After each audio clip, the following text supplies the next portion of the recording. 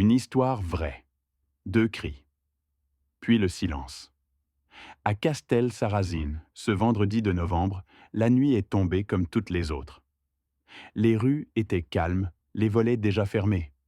Personne ne pouvait imaginer que, derrière une porte, un père allait mourir sous les coups de son propre fils. Ce soir-là, tout s'est arrêté. Et depuis, le village cherche encore à comprendre. Un nom qu'on associe à la douceur du Sud, au marché du samedi matin, aux ruelles paisibles où l'on se salue encore.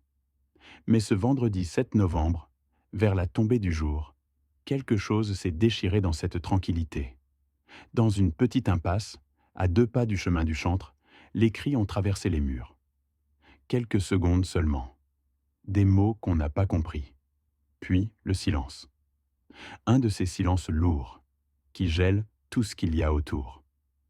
Quand les secours arrivent, la scène est d'une violence qu'aucun voisin n'aurait pu imaginer. Un homme, 63 ans, père de famille, gît sur le sol. Il a reçu plusieurs coups de couteau, dont un au niveau de la gorge. Les gendarmes bouclent le quartier. Les techniciens de l'identification criminelle s'affairent, les lumières bleues découpent la nuit. Et derrière la bande jaune, les habitants regardent sans comprendre.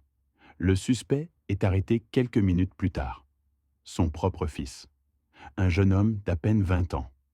On l'a retrouvé hagard, dans la rue, les mains encore tremblantes. Il n'a pas résisté. Et depuis, une question tourne dans toutes les têtes. Pourquoi ? Les voisins racontent un père discret, gentil, parfois un peu seul depuis la maladie de sa femme. Un fils réservé, effacé. Rien d'alarmant. Juste un foyer banal, comme il y en a tant d'autres dans les villages du Sud-Ouest. Mais derrière les portes closes, personne ne sait vraiment ce qui se passe. Certains parlent de tension, d'un mal-être qui s'était installé depuis plusieurs mois. D'autres évoquent une dispute, une phrase de trop. Rien n'est confirmé.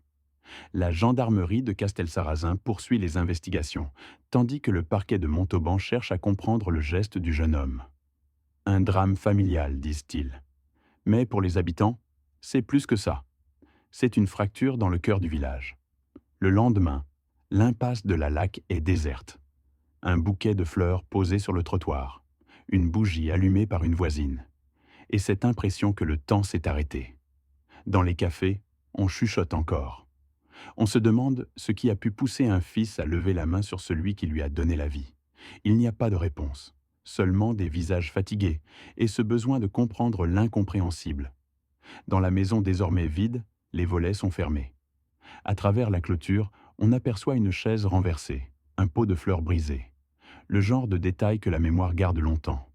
Castel-Sarrazin, ce soir-là, a perdu plus qu'un homme. Il a perdu un peu de son innocence.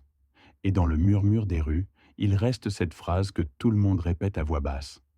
Personne ne saura jamais vraiment ce qui s'est passé. Mais le village, lui, se souviendra. Toujours.